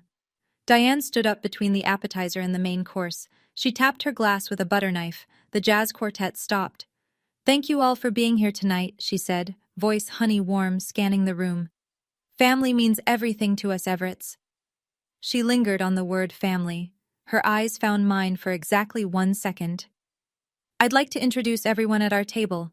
My wonderful son, Kyle. Some of you know he just closed a big deal in Savannah. Kyle raised his glass. My beautiful daughter, Madison. She's been taking such good care of Grandma lately. Madison blew a kiss to Eleanor. And of course, my husband Richard, the backbone of this family. Richard nodded stiffly. That was it. 3 children introduced. The full roster according to Diane. A woman across the table, I didn't recognize her, maybe someone from Richard's work, leaned forward. And who's this lovely young lady beside Eleanor? Diane blinked, then smiled. Oh, that's Annabelle. She grew up around us, like a stray cat fed on the porch. The woman nodded politely. The moment passed. Then Madison reached across me for the bread basket. Her elbow caught my wine glass, red wine, straight down the front of my navy dress. Oops, Madison pressed her napkin to her lips. Sorry, white would have been a safer choice for you. A few people chuckled. Kyle smirked into his water glass. I looked down at the stain spreading across my lap, dark red, blooming like a bruise. I didn't react. I picked up my napkin, dabbed the fabric twice, and set it back on my knee. Eleanor's hand found mine under the table. She squeezed once. I squeezed back. The main course arrived: filet mignon, roasted asparagus, truffle mashed potatoes. The smell alone was worth more than my weekly grocery budget. That's when Diane made her move. "We need to rearrange a bit," she announced. "Uncle Harold needs more room for his chair. Annabelle, sweetie, the bar has some lovely seats. You'd be more comfortable there." It wasn't a question. Kyle leaned back. "Yeah, it's not like you're giving a toast." A few people at the far end of the table exchanged glances. One or two laughed. Not cruelly, just the automatic laugh people give when they don't want to make things awkward. No one objected. I looked at Richard. He was staring at his plate like it held the answer to something. His fork hadn't moved. I looked at Eleanor. Her jaw was tight. Her knuckles were white around her napkin. But she met my eyes and gave me the smallest nod. Barely a tilt of her chin. "Wait. Not yet." So I stood up, smoothed my wine-stained dress, picked up my water glass. "Happy birthday, Grandma," I said. My voice didn't crack. I walked to the bar at the far end of the dining room. 12 steps, I counted, sat on a stool, set my glass down, and kept my back straight. The bartender, a young guy, maybe 22, looked at me with something between confusion and sympathy. "You okay?" he asked quietly. "I'm fine." I wasn't, but I'd had 24 years of practice at being fine. Have you ever sat in a room full of people and felt completely invisible? Like the air you breathe doesn't count because no one's watching you breathe it? If you have, tell me in the comments. I want to know I'm not the only one. From the bar, I had a clear view of the table. Diane was laughing, refilling glasses, touching people's arms. The perfect hostess. Kyle was telling a story that involved hand gestures and a punchline I couldn't hear. Madison kept checking her phone under the table. Eleanor sat at the head, eating nothing, watching everything. The man in the gray suit hadn't moved. His briefcase stayed under his chair. He cut his steak in precise squares and spoke to no one. 20 minutes passed. Then Madison stood, phone in hand, and walked toward the restroom. She passed right by me, didn't even glance in my direction, like the bar stool was empty. She stopped in the hallway, maybe 6 feet from me. She must have assumed I couldn't hear over the jazz quartet. She was wrong. "It's working," Madison said into the phone. Her voice was low, but the hallway carried sound like a tunnel. "She's at the bar. Mom says one more push and she'll leave for good." Pause. She listened. "No, Grandma doesn't suspect anything. Mom's handling it. We just need her out of the picture before Grandma's lawyer does anything." My hand tightened around my glass. Lawyer. Before Grandma's lawyer does anything. Madison laughed at something the other person said, then walked back toward the dining room without looking at me. I sat very still. This wasn't spontaneous cruelty. This wasn't Diane having a bad night or a few too many glasses of wine. This was a plan. Coordinated. Timed. Designed to push me out the door before something happened. Something involving Eleanor and a lawyer. I didn't know what yet, but the man in the gray suit with the briefcase suddenly made a lot more sense. Dessert came, a 3-tier cake with white frosting and 80 candles. Everyone sang. From the bar, I mouthed the words. Eleanor blew out the candles in 2 breaths. The room cheered. Then she leaned toward Richard and said something I couldn't hear. Richard stood, helped her up, and walked her slowly toward the restroom hallway. But Eleanor stopped at the bar. She reached for my hand. Hers was thin, papery. I could feel every bone, but her grip was iron. "Don't leave tonight," she said. Her voice was barely above a breath. "No matter what happens, promise me." "I already promised, Grandma." "I know." She pulled me slightly closer. "Your parents left you more than memories, Annabelle. It's time you knew." My stomach dropped. "What do you mean?" Richard appeared at her elbow. "Mom, the restroom's this way." Eleanor held my eyes for one more second. Then she let go and shuffled off with Richard, her cane tapping the hardwood floor. I turned on my stool. The man in the gray suit was watching me. Not Diane, not Kyle, me. His expression was unreadable, professional, like a doctor before delivering results. His briefcase sat under his chair. The clasp was brass, and the corner of a thick envelope jutted out from the top. Manila, unsealed. He caught me looking, gave the faintest nod, then turned back to his coffee. My heart was beating in my throat. Your parents left you more than memories. My parents died when I was 5. They were 26 and 28. They drove a 10-year-old Honda and rented a 2-bedroom apartment. What could they possibly have left me? Whatever it was, Diane didn't want me to find out. And that told me everything. Eleanor returned to the table. Diane poured her another glass of wine, her 4th by my count. The evening should have wound down. People were checking watches, reaching for coats, but Diane wasn't done. She stood again, glass raised, cheeks flushed. I just want to say one more thing. She swept her arm across the table. Being a mother is the hardest job in the world, and sometimes you take on burdens that aren't yours. A few guests murmured in agreement. When Richard's brother died, we took in his daughter. Diane pressed a hand to her chest. No one else would. We gave up vacations. We gave up savings. We gave up our space. Our lives, really. A woman near the end of the table spoke up. That's Annabelle, right? She seems like a sweet girl. Diane tilted her head. The wine made her honest. Sweet? She's been riding our coattails for 24 years. She laughed, a loose, ugly sound. Her parents left nothing. Not a dime. We raised her from zero. The room went still. Her parents left nothing. I heard it from 12 steps away, over the jazz, over the clink of glasses, over everything. My mother and father, dead at 26 and 28, buried in Crestwood Cemetery, Plot 14, and Diane was standing in a room full of people telling them my parents left me with nothing. That was a lie. I didn't know how yet, but Eleanor's words were still ringing in my ears. My hand trembled. Not from sadness. I'd swallowed every insult for 24 years. Every forgotten plate, every missing photo, every she grew up around us. But talking about my dead parents like they were deadbeats who abandoned me, that was the line, and Diane had just crossed it. The waiter appeared at my elbow. Excuse me, ma'am. He was young, polite, clearly uncomfortable. He set a leather bill folder on the bar in front of me. I opened it. $3,270. 30 guests, filet mignon, bottles of Pinot Noir and imported champagne, 3-tier birthday cake, and every cent of it charged to my name. Mrs. Everett arranged for the reservation under your name, the waiter said quietly. She provided your card for the deposit. My card. The supplementary card Diane added me to when I was 17. For emergencies, she'd said. I'd stopped using it years ago. Forgot it existed. Diane hadn't. I looked up at the main table. Kyle was grinning, watching me over the rim of his glass. Madison had her phone angled toward me, recording.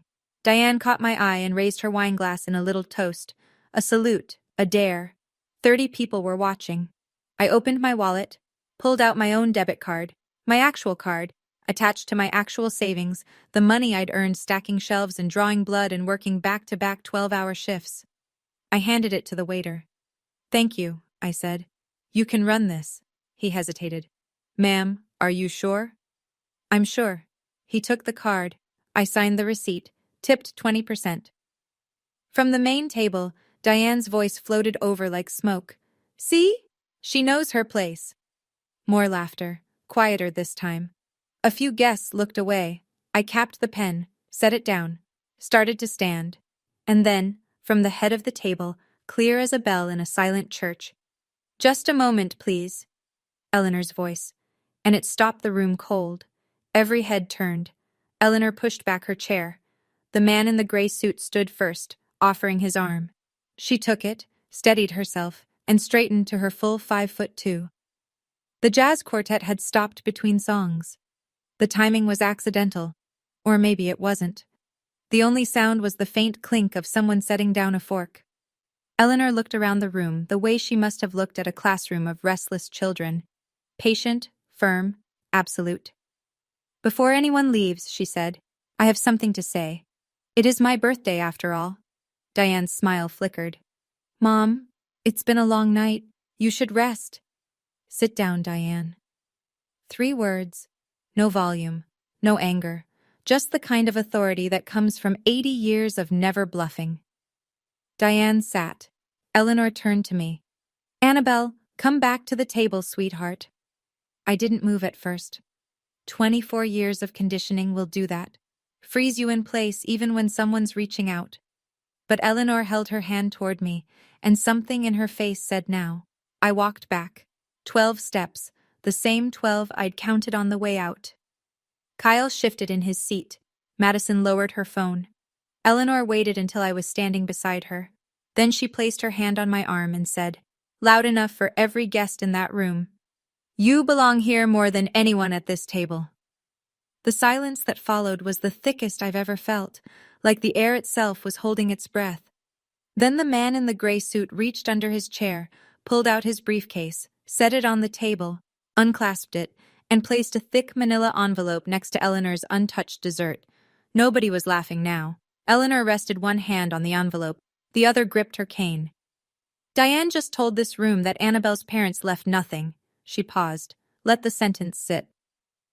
I'd like to correct that. She nodded to the man beside her. This is Thomas Garrett. He's been my attorney for 12 years. Thomas Garrett stepped forward, adjusted his glasses. His voice was flat, factual, the kind of voice that reads numbers in courtrooms. James and Lucy Everett established a trust fund for their daughter, Annabelle, in 2001. The principal amount was $600,000, a combination of life insurance payouts and savings. Richard and Diane Everett were named as custodial trustees. The room didn't gasp. This wasn't a movie. But I watched 30 faces rearrange. Confusion first, then math, then slow dawning understanding. $600,000. My parents had left me $600,000. Eleanor's voice cut through again. That money was meant for Annabelle's education, her first home, her future. She looked directly at Diane. Every penny is gone. Diane's face drained of color. Not red anymore. White. The kind of white that comes before a lie or a scream. That's not... She gripped the edge of the table. Mom, this isn't the place for this. Eleanor didn't blink. You chose this place, Diane. You chose to humiliate my granddaughter in this room, in front of these people. So I will set the record straight in this room, in front of these people. Kyle shot to his feet. Grandma, you're confused. You don't know what you're... I have bank records, Kyle. Eleanor's voice was quiet. Final. Sit down. Kyle sat. I couldn't feel my hands. Thomas Garrett opened the envelope and laid a stack of papers on the white linen tablecloth. These are notarized copies of bank statements from the trust account, he said, spanning 18 years. He didn't read every line. He didn't need to. He summarized in the same flat, courtroom voice. $80,000, withdrawn in 2008. Corresponds to tuition payments for Kyle Everett at the University of Georgia. Kyle's jaw locked. He stared at the paper like it might burst into flames. $45,000? 2015. A BMW 3 Series registered to Madison Everett. Madison's phone slipped from her hand. It hit the table with a crack. $120,000 between 2010 and 2018. Home renovations at 14 Birch Lane. The Everett family home, where I slept in the basement. $95,000, various vacation expenses, Myrtle Beach, Disney World, Lake Tahoe. Places I was never invited. The remaining balance, drawn incrementally over 20 years, personal expenditures by Diane M. Everett. 30 people stared at those papers. I watched their expressions shift, from polite dinner party neutral to something harder. A woman near the center of the table put down her napkin and pushed her chair back slightly, as if she needed distance from the table itself. Mrs. Patterson, Diane's closest friend, her church group confidant, looked at Diane with an expression I'd never seen directed at her before. Doubt. Madison's voice broke the silence. That money was for the whole family. It was for Annabelle. Eleanor pointed a thin finger at the stack. Her name, her fund, not yours. Richard hadn't moved. His face was the color of the tablecloth. His hands were flat on the table, palms down, as if bracing for an earthquake. I sat there, tears running down my cheeks. I didn't wipe them. Eleanor let the silence hold for 3 full seconds. Then she spoke again. I've spent 80 years watching who in this family deserves what. I've made my decision. Thomas Garrett straightened his tie. Mrs. Eleanor Everett has formally revised her estate plan. Effective immediately, Annabelle Everett is named as sole beneficiary. The room fractured. Kyle knocked his chair backward, standing up. "You can't do this!" Madison started crying. Loud, messy sobs, mascara streaking. Diane's voice was a blade. "She's not even your real grandchild!"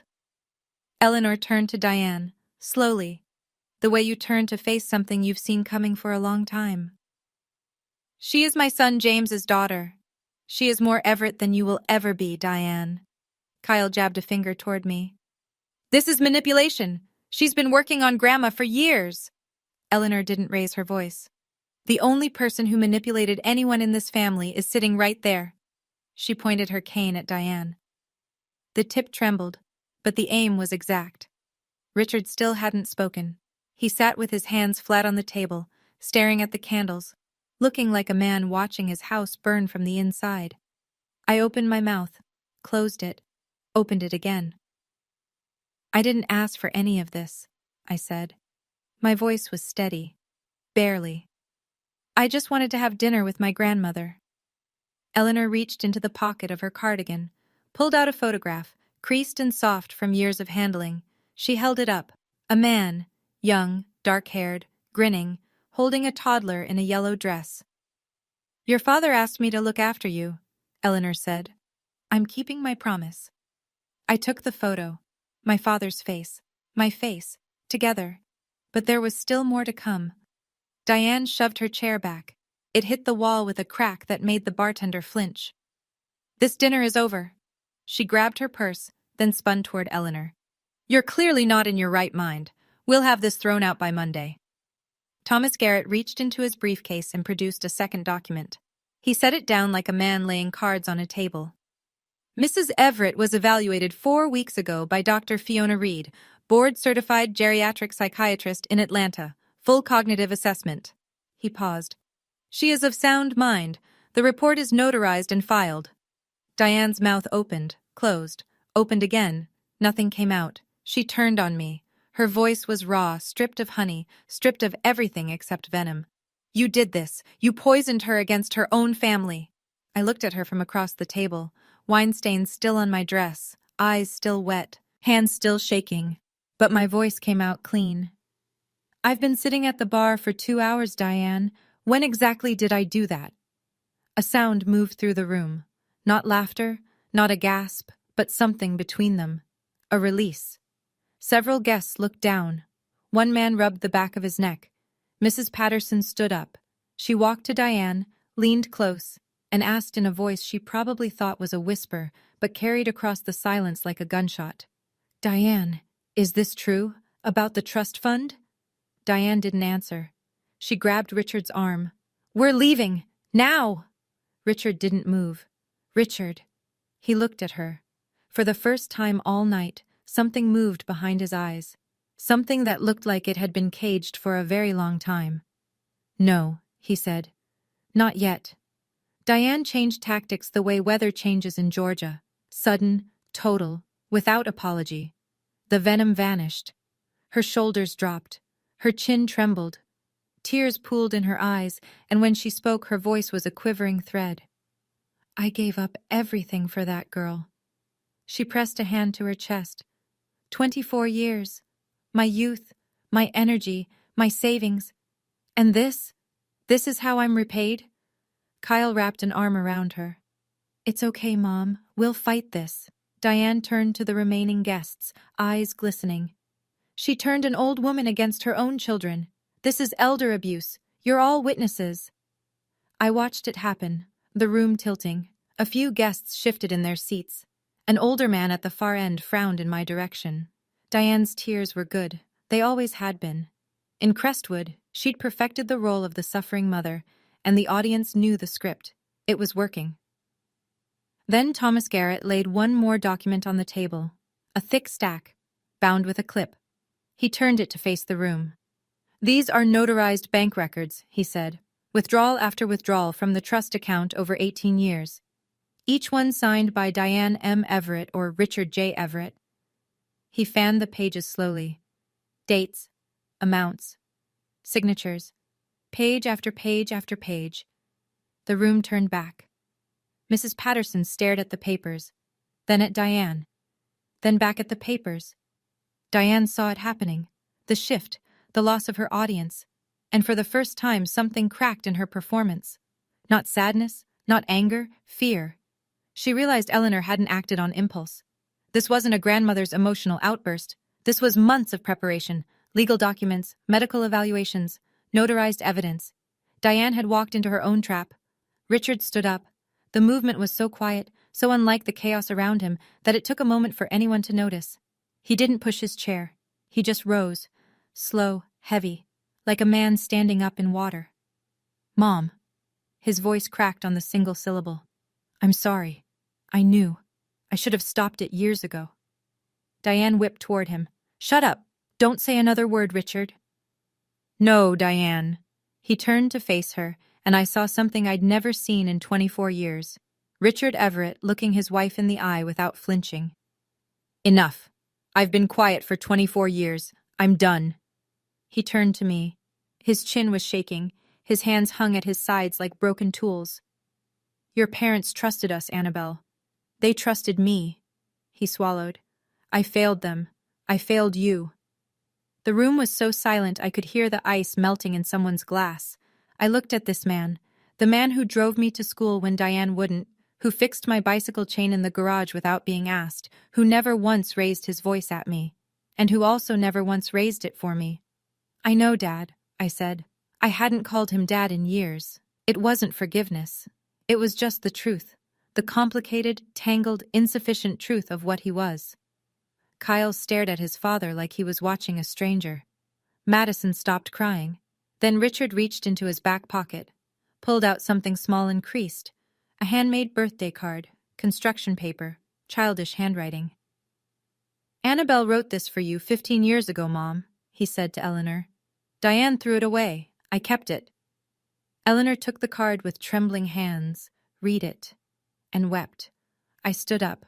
Not fast, not dramatic, just stood, the way you stand when you've made a decision that took 24 years to arrive. The room was watching.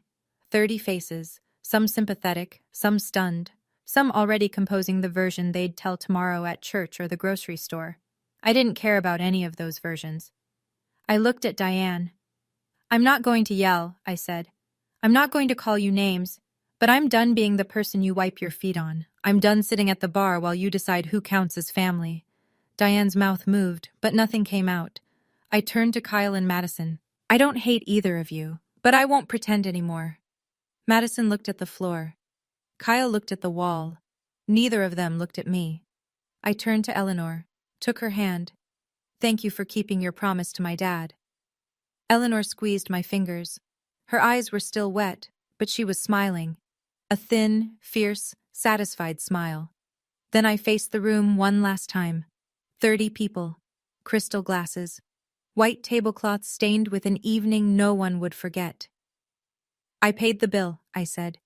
"That's the last thing I'll ever pay for this family." I helped Eleanor to her feet. Thomas Garrett collected his briefcase, tucked the documents inside, and followed us toward the door. Behind us, Diane's voice clawed after us. "You'll hear from our lawyer." Eleanor stopped, turned, looked at Diane over her shoulder with the patience of a woman who had been planning this moment for 2 years. "Please do," she said. "Thomas is very thorough."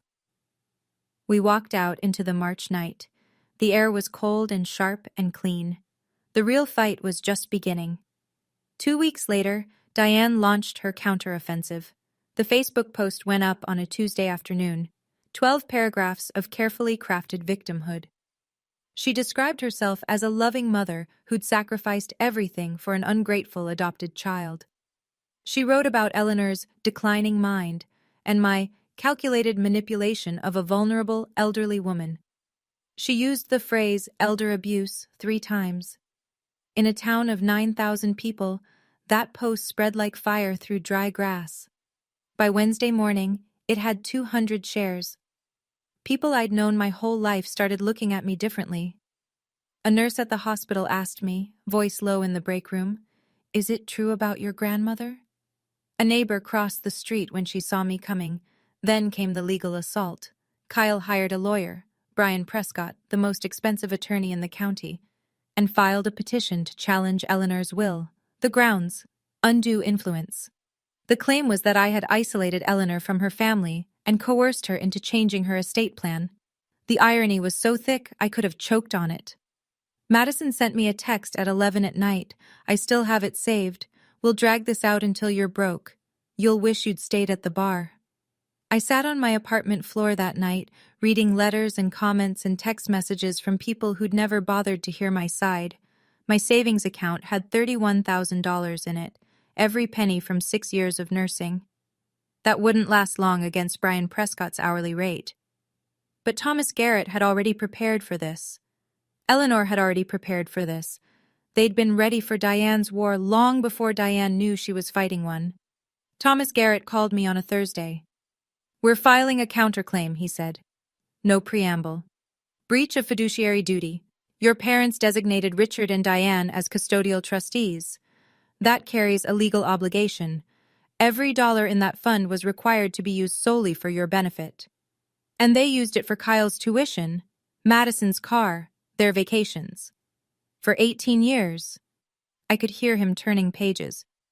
"The documentation is thorough: bank records, withdrawal slips, corresponding purchases.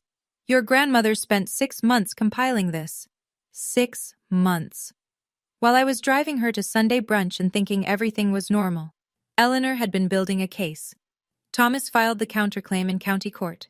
Breach of fiduciary duty, requesting full restitution of the $600,000, plus interest, plus legal fees. In the same filing, he submitted Dr. Fiona Reed's cognitive evaluation. Eleanor had scored in the 97th percentile for her age group. Sound mind didn't begin to cover it. Kyle's lawyer, Brian Prescott, reviewed our filing. I know what happened next because Thomas told me. Prescott called Diane that same evening. "Mrs. Everett, I'd strongly advise you to settle." Diane's answer, according to Thomas, was 4 words. "I'd rather burn everything." Sometimes I wonder, if I just walked away that night, taken whatever scraps they offered and disappeared, would life have been easier? Simpler? But then I think about my parents. They set up that fund when they were 25 years old. They planned for a future they wouldn't live to see. They did that for me. I couldn't walk away from that. Would you? I'm curious. Would you fight to the end, or cut your losses and move on? Tell me in the comments.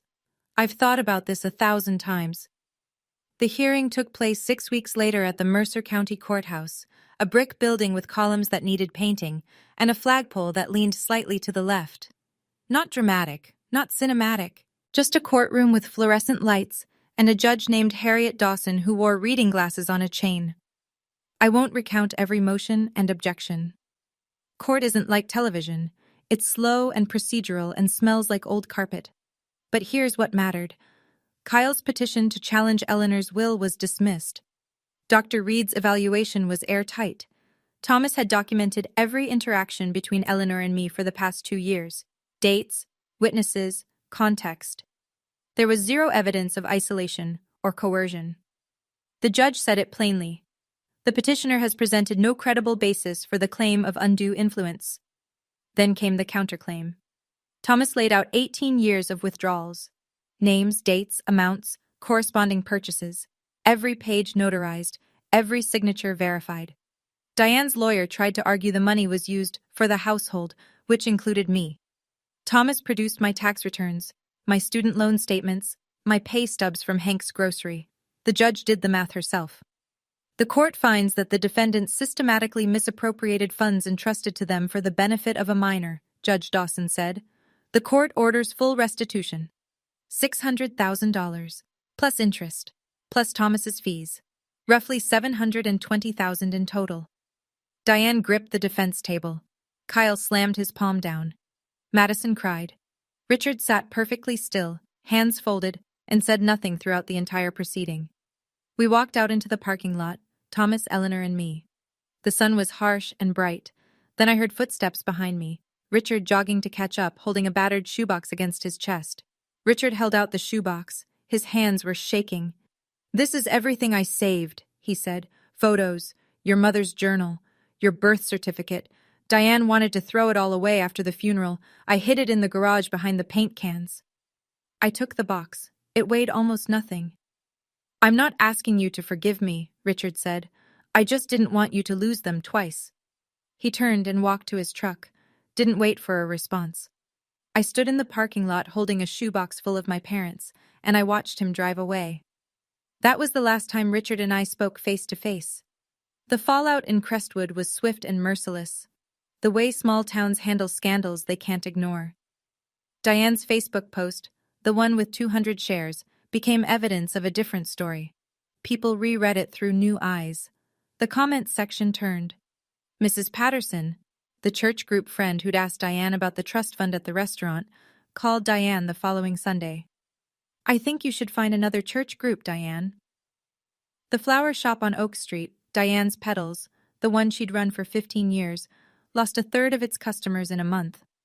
In a town that runs on reputation, a court ruling is a scarlet letter. Kyle's real estate firm let him go.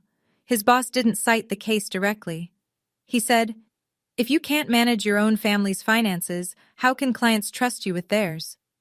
Madison, who'd never held a job longer than 3 months, lost her only income source, Diane's support. She applied at a grocery store on Route 12. The same Route 12 store where I once stacked shelves at 16. Some things come full circle without anyone planning it. Even after the ruling, Diane's version of events still floated around certain corners of Crestwood. Some people believe the first story they hear, no matter what comes after. I was still the gold digger to a handful of neighbors. Still, the adopted girl who manipulated a sick old woman in a few group chats. Then Nora got involved. Nora Beckett, my best friend since 10th grade, now a reporter at the Crestwood Gazette. She didn't write a puff piece. She didn't write a hit job. She wrote a straight, fact-based article. Court records, bank statements, the timeline. No opinion, just truth, laid out chronologically. It ran on the front page of the Wednesday edition. In a town that still reads its local paper, that mattered. The comments section and the letters to the editor that followed told a different story from Diane's Facebook post.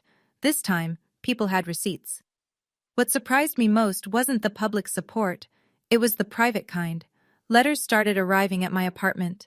Handwritten, some of them, from other adopted kids in the county. Adults now, sharing stories I recognized like reflections in a mirror. The different rules, the missing photos, the gratitude expected for basic shelter. One woman wrote, "I was told my whole life that I was lucky to be taken in. Your story made me realize that lucky was their word, not mine." In the stack of letters was one I didn't expect. From a law office in Atlanta. A man named Gerald Hayward. He'd been my parents' attorney. "I tried to contact you when you turned 18 to inform you about the trust. My letters were returned. I believe they were intercepted. I'm sorry I couldn't reach you sooner." Diane had blocked even that. The Sunday after Nora's article ran, I drove to Maple Hill. Eleanor was on her porch, rocking chair moving in that slow rhythm I'd known since I was 5. 2 cups of tea sat on the side table. She always set out 2 cups before I arrived. Always. I sat down. Didn't speak for a while. The dogwood trees in her yard were blooming, white and pink, fragile-looking but tough enough to survive a Georgia spring. "How long did you know?" I finally asked. Eleanor wrapped both hands around her cup. 2 years. I found a bank statement in Richard's desk. I was looking for a pen. The account had Annabelle Everett Trust printed right across the top. Balance, $43. She took a sip, set the cup down. "I spent 6 months confirming everything, called Gerald Hayward, contacted the bank. Then I found Thomas." She looked at me. "I waited for the right moment. Diane chose the restaurant. I just used her stage." I stared at the dogwoods. "Why didn't you tell me sooner?" "Because if I told you too early, Diane would have found a way to explain it. She's good at that. I needed everything documented first. I needed it airtight." She reached under her chair and pulled out a small album, one I'd never seen. Inside, photographs. Eleanor visiting a cemetery, standing before 2 headstones, placing flowers, white roses. The dates on the photos spanned years. "I go every April," she said. "Your father's birthday." I didn't know that. 15 years of visits, white roses, every single year. I cried. Not the tears from the restaurant. Those had been shock and hurt and anger. These were different. These were the tears you cry when someone proves that love doesn't have an expiration date. "Your father would be proud," Eleanor said. "Not because of the money, because you stayed kind." 6 months later, I stood in the Crestwood Public Library, the same library where Eleanor used to take me for story hour when I was 7, and watched her cut a ribbon. The banner behind her read, "The James and Lucy Everett Scholarship Fund." It was a Tuesday morning. 40 people showed up. Teachers, nurses from the hospital, a few families from the county foster system. Thomas Garrett stood in the back, arms crossed, something close to a smile on his face. I'd used the restitution money, the original $600,000, to endow the fund. Thomas helped structure it as a nonprofit. The purpose was simple: educational support for foster children and adopted kids in Mercer County. Tuition, books, housing, whatever they needed to build a life that didn't require anyone else's permission. Eleanor asked me to say a few words. I'm a nurse, not a public speaker, but I tried. "My parents set up a trust fund when they were 25 years old," I said. "They were planning for a daughter they didn't know they wouldn't get to raise. I'm using that money the way I think they would have wanted. To help kids like me." I looked at the small crowd. Some were nodding. A woman in the second row was crying. Being adopted doesn't make you less than. Being different doesn't make you a burden. And if anyone ever tells you that the only reason you matter is because someone chose to keep you, remember, you mattered before they chose. You mattered the day you were born. Eleanor clapped first, then everyone else. We served cake afterward. Eleanor's recipe, apple crumble, cinnamon so thick you could smell it from the parking lot. It wasn't revenge. Revenge is loud and ugly and leaves you emptier than before. This was legacy. Diane came to find me 3 weeks after the scholarship launch. I was finishing a 12-hour shift at the hospital, tired, still in scrubs, hair pulled back, no makeup. She was waiting in the parking lot, leaning against a car I didn't recognize. Not the Lexus anymore. Something smaller, older. She looked different. The highlights in her hair were growing out. Her nails were unpolished. The composure she wore like armor for 24 years had cracked, and what was underneath looked exhausted. "Annabelle?" I stopped, keys in hand. "I know I wasn't perfect." Her voice was smaller than I'd ever heard it.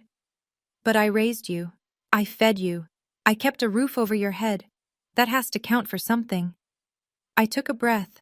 The parking lot was quiet, just the two of us and the hum of the highway. "It does count," I said. "And I'm grateful for the roof. I'm grateful for the meals. But gratitude doesn't mean I owe you my inheritance, my dignity, or my silence." Diane's chin trembled. "Can we start over?" I looked at her, really looked, at the woman who forgot my plate at dinner, who introduced me as someone who grew up around us, who lied about my parents in front of 30 people and called it sacrifice. "No," I said, "we can't start over, but I'm not going to take anything from you, and I'm not going to let you take anything from me. Not anymore. That's the boundary." She opened her mouth, closed it, nodded once, small, defeated, and walked back to her car. I watched her pull out of the lot and turn onto Route 12. I didn't call after her. I went inside, clocked in for the night shift, and took care of my patients. Life continues. Diane sold the house on Birch Lane, the one renovated with my trust fund money. After the settlement, legal fees, and back taxes, she cleared just enough to rent a 1-bedroom apartment on the east side of town. The flower shop closed in August. 15 years of Diane's petals, gone. The sign hung in the window for weeks before someone finally took it down. Kyle left Crestwood without saying goodbye. To me or to anyone, as far as I know. Last I heard, he was selling real estate in Tallahassee. He deleted his Facebook, changed his phone number. Madison got a job at the grocery store on Route 12. The irony writes itself, and I won't underline it. She works mornings. I sometimes see her car in the lot when I drive past. We don't wave. We don't pretend. Richard filed for divorce the month after the court ruling. He moved into the Pinecrest Motel off the highway. He sends me a letter every month. handwritten, on yellow legal pad paper. He doesn't ask for forgiveness. He writes about going to therapy, about the things he should have said 20 years ago, about learning to sit with guilt instead of hiding from it. I read every letter. I keep them in a drawer beside my bed. I haven't written back yet. I don't know if I will, but I don't throw them away. That feels like something. Maybe one day it'll feel like enough. Eleanor is still here, still sharp, still making apple crumble every Sunday. The difference now is that I drive to Maple Hill and park in the driveway without checking my phone first to see if Diane has given me permission. I don't need permission anymore. I never did. I'm not telling you this story to gloat. I'm telling you because for 24 years, I believed that belonging was something other people could give me or take away. That if I was just quiet enough, grateful enough, small enough, eventually Diane would look at me and see a daughter instead of a debt. She never did. And that was never my failing. It was hers. If you're in a situation like mine, where someone uses the word family like a leash, where gratitude is just another name for control, I want you to hear this. Setting a boundary is not revenge. It's not cruelty. It's not even anger. It's the moment you stop agreeing that you're worth less than they've decided. Boundaries aren't walls. They're doors. You choose who walks through. I still work at Crestwood Community Hospital. I still live above the laundromat on Cherry Street. The dryer downstairs still kicks on at 2 a.m. sometimes, and I lie there listening to it. But now, in my own apartment, it sounds different.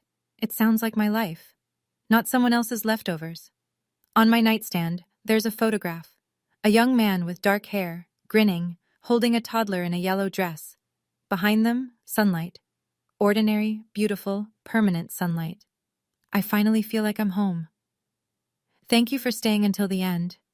If this story touched something in you, press that like button so more people get to hear it.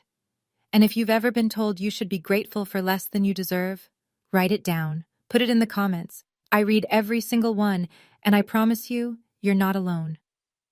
There's another story waiting for you in the description below. I think you'll feel it the same way. I'll see you there.